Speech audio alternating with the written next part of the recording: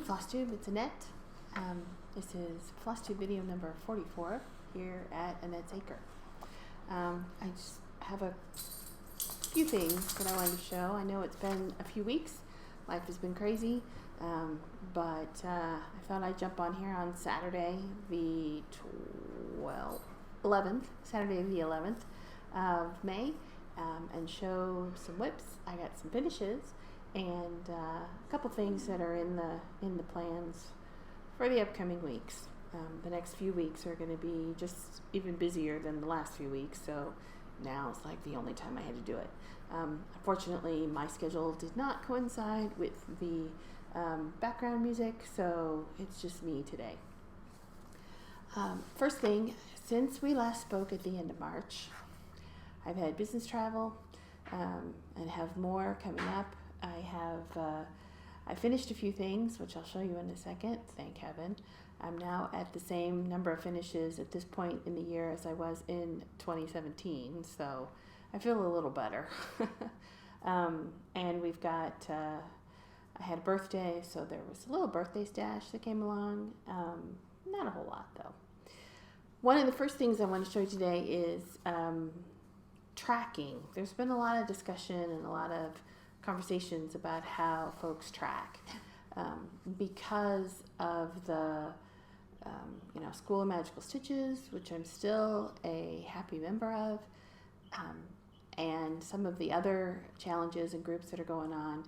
There's been a lot of discussion lately about how we track whips, how we track stitching, how you track what you worked on, blah, blah, blah, blah, blah, all those fun things. So I just want to show a couple pages out of my spreadsheet that I use to keep track of stitching and whips. And the funny thing is I started this simply so that I could keep track of what I worked on, specifically to show on FlossTube. So this started in 2016.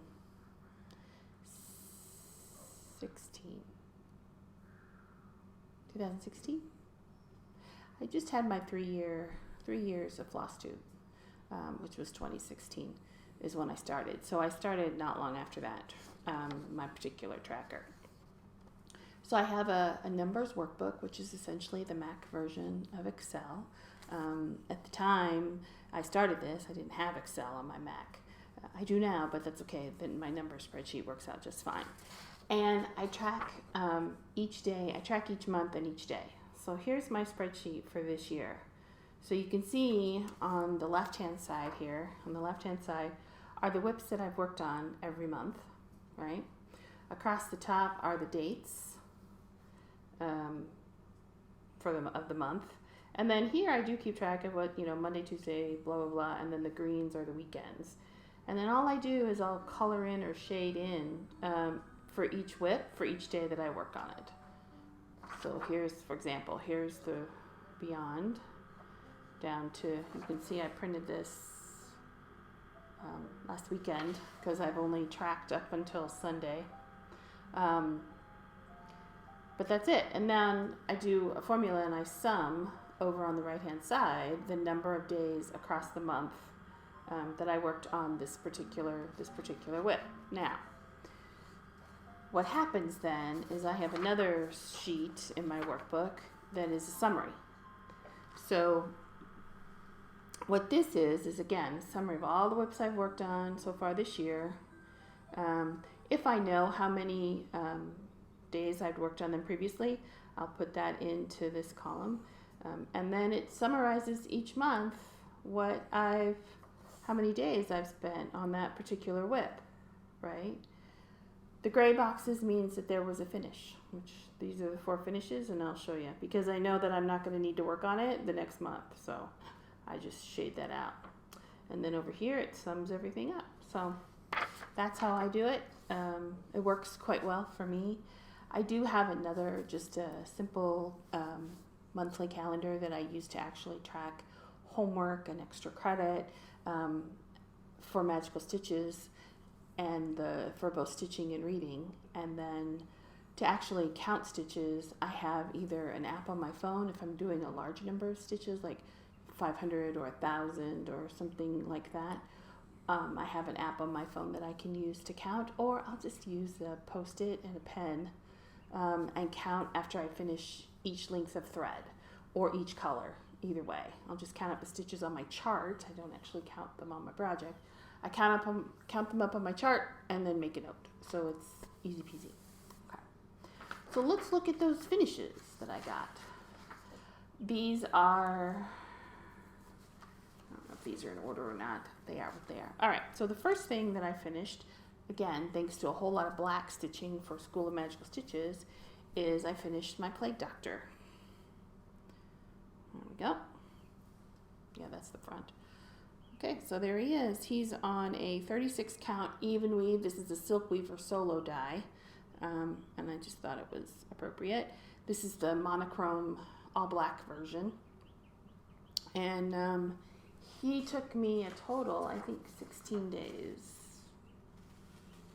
Look back at my handy dandy. Yeah, so this is 16 stitching days to complete him, and he's done.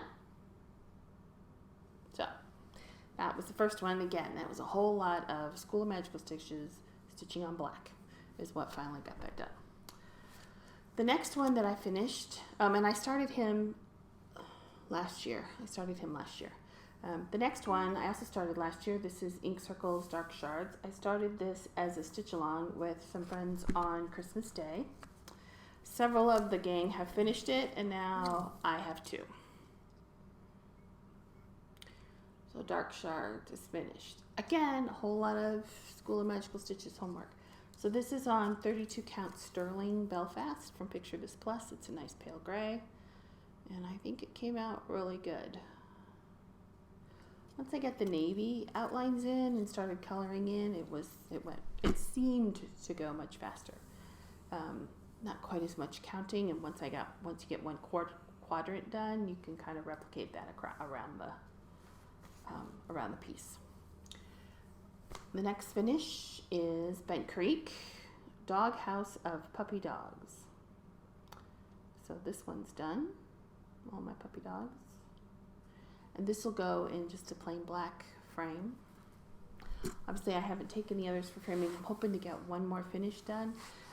So I'll probably go in for a big framing in June after I come back from a get-together. The last one was kind of a surprise finish, and this is Michael Vickery guitars. I'll show you a picture of where it was the last time you saw it. And here it is now, all done. This is just on 32 count white Belfast in DMC. It's a great chart. Colors are great. I will say that if you're not a fan of backstitching, you want to avoid Vickery charts because there's a whole lot of backstitching, you can see. I don't mind backstitching. I do it as I go, so I don't ever leave it until the end because that is the way of madness. So yeah. So 4 finishes over the last 6 weeks, which I'm happy with. So that was obviously the bulk of my stitching for the last few weeks. I had 2 other existing projects that I've been working on. This one is the one that I'm hoping to finish next. I will put a picture here of what it looks like and then of what it looked like the last time you saw it. And here we are now. This is King Arthur's Court. This is out of an old Cross Stitch Collection magazine. Since you last saw it, I finished Guinevere, I finished Lancelot, and I finished quite a bit of that ship vignette on the side. So here I can.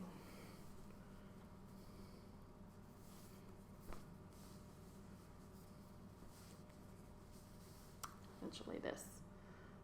Finished up Guinevere, Lancelot, and then the ship. You can see the line. So see the line. This is the page break. Is right here. So essentially everything above that. So I really want this done by the end of the month. By the time I go to my get together in 3 weeks. So pretty much all my time is spent on this, and I'm making it work for every possible homework assignment that I can possibly find in school. So, and extra credit. I'm on my third extra credit task right now with that, and I'll finish that this weekend. So the other piece that I had to pull out again for homework, extra credit, was Away We Ride, Blackbird Designs. And I'll put up a picture of where it was before, and here it is now. So I got more of the side border done and got a good start on the house. Worked my way down to the house. I really enjoy this. Once I get Arthur done, I'm going to have to pick what my next focus piece is. And even though I should hold this until dark October, this may be the next focus, just so I can finish it off, because I really enjoy it, and it goes pretty quick. That was only about 2 or 3 days of stitching to get all that done. The last piece that I worked on in the last few weeks is a new start. I really technically only managed 1 new start in the month of April, even though I was planning on like 4. In the last video, I showed a small Mill Hill kit of a pineapple. I did manage to start that, and I got 1 color done. And then Max took exception to it. He didn't like it, and I left it on my side table. My stitching area is right there. I happened to leave it on the side table, and he decided one day while I was working, and obviously not paying enough attention to him, that he basically ripped it to shreds. Both the directions as well as the perforated paper, they were all in about dime-sized pieces. So that I ended up having to bin that one. The needle was fine. He didn't get anywhere near that, or the magnet, or any of the things that could really have hurt him as part of that. He just tore up the stitched perforated paper piece as well as the instructions. If he'd at least kept the instructions, I would have been fine, because I have other perforated paper. But no chart. I did purchase a new kit. I haven't started it yet. It will always stay in a small project bag. We will no longer be leaving anything out of the project bag. So that was the story of that new start. It has not been restarted. It will be eventually. So the other piece that I really started is a Game of Thrones inspired piece by Lolita Maid on Etsy, and I will provide a link below to not only this particular chart, but she has banners for all of the main houses. This obviously is the Night's Watch, not really a house. I also have plans to do House Stark and House Targaryen.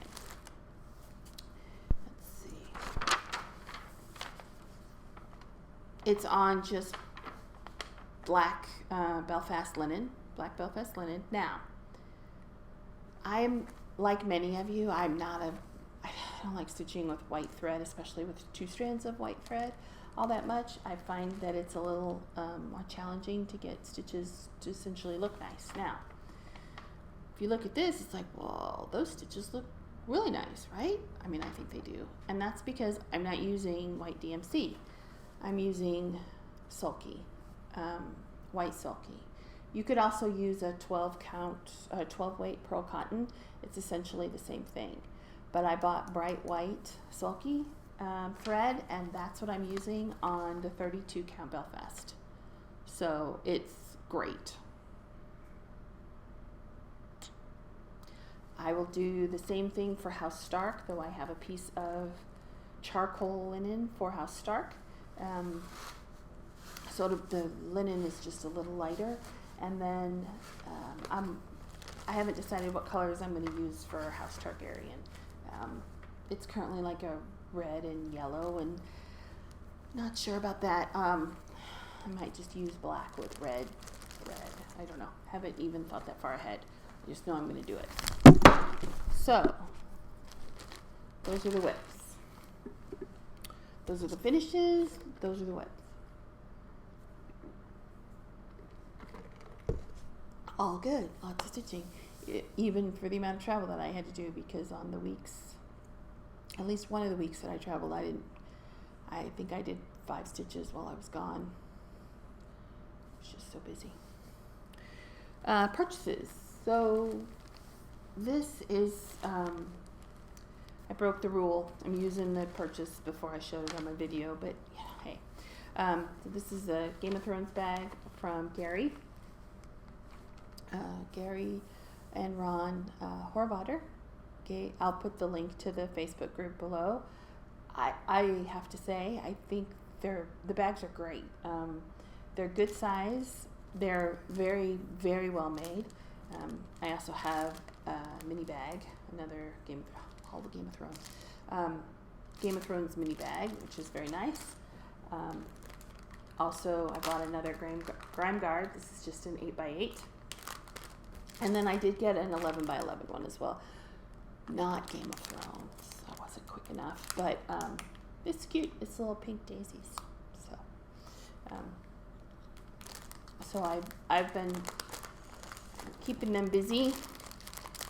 I wasn't quick enough in the last sale to get the Harry Potter bags that were put out, but that's okay. That's okay. I got my last of my Nashville purchases in from Picture This Plus. I ordered a set of the new colors that were released in Nashville. One of them I've already decided what I'm going to do with. So this first one is Demoiselle. That color is showing very accurate. This is a 36 count linen. It's very pretty. I think it's a Mira Pixie type color. This is Memory. Actual fabric's just a tiny bit darker than that. Pretty close, a little pinker, a little rosier. That. And these are all fat quarters. They offered a set, essentially, for a discounted amount. This is Nessie, also quite accurate on my screen there. 36 count linen. And then the last one is Heartland. It's a little brighter, I guess. It's a little golder on my screen. Oh, there you go. That's pretty good. It's pretty close. And this, I've already decided I'm going to be using for the adventure map. Oh my gosh, I can't remember.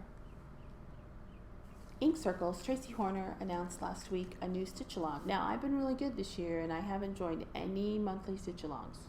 I've been focusing on stitching my whips, magical stitches, and not dealing with any, oh my god, a new part is coming out next month. Until now.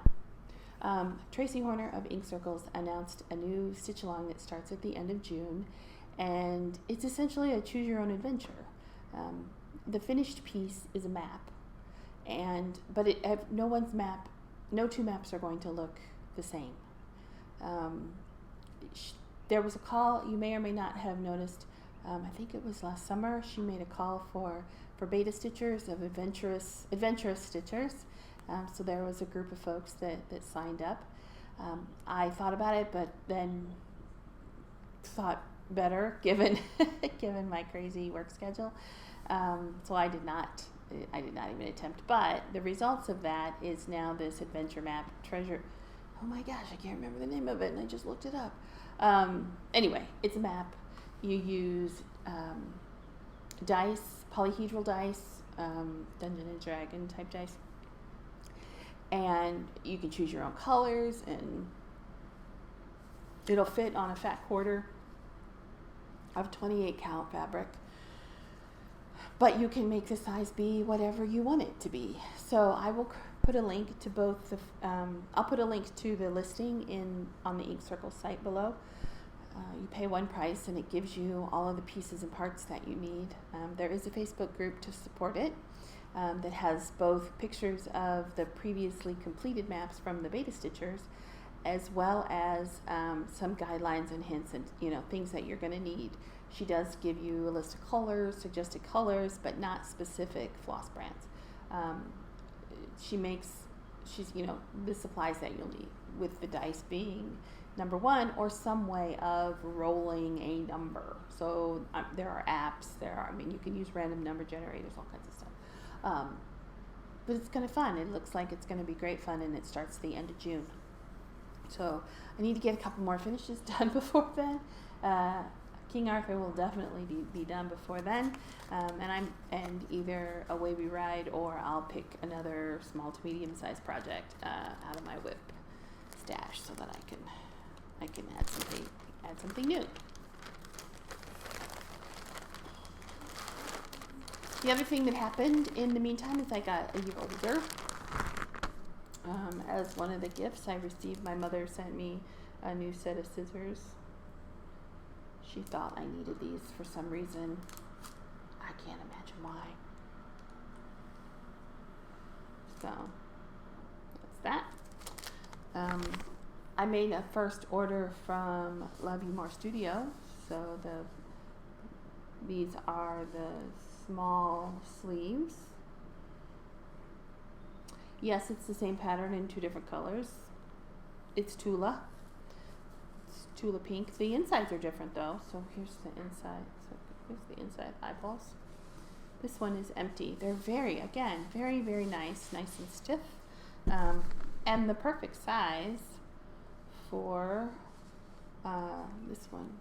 It's a slightly different interior. Again, it's all Tula pink. This one actually holds a project that's going to be a new start very soon. It doesn't have a picture. I only have the chart. So I'm going to stitch this. It's a Edgar Allan Poe Biscornu. So I have the chart and the floss and the fabric all in here. So great for those half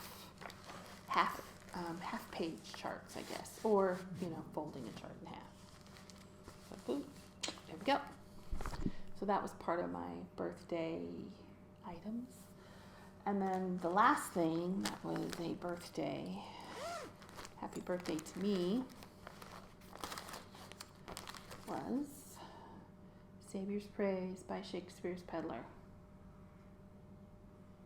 I bought this before Ivana started it, so I got the chart. I bought just the PDF version from Teresa.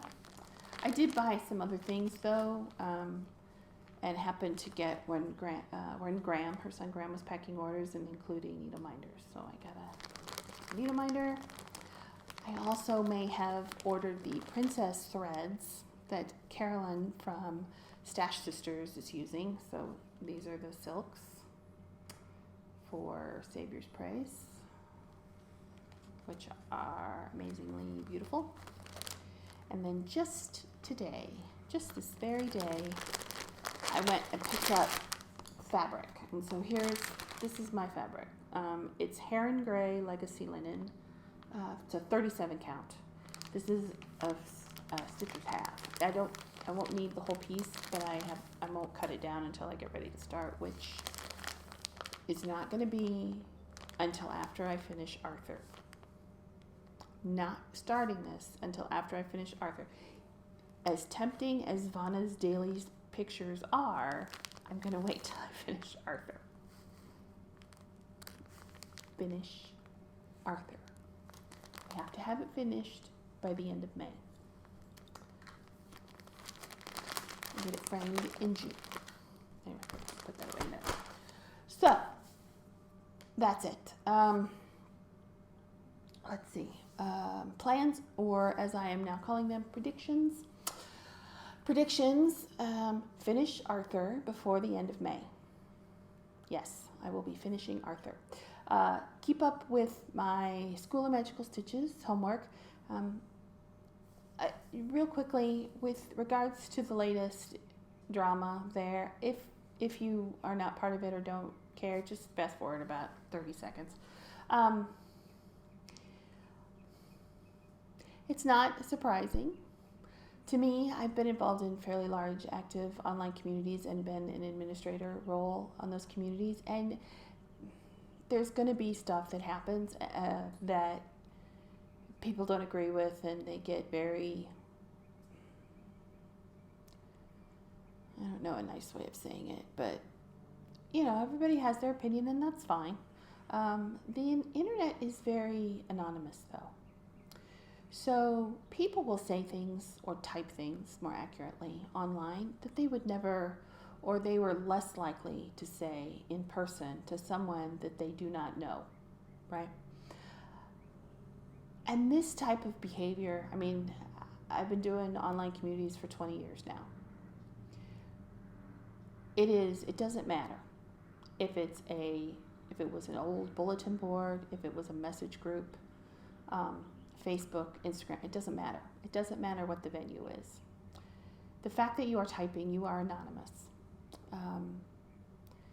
You don't know, as much as we like to think that we know people, we really don't know. We don't know them as well as we would know them if we were interacting with them personally on a daily basis.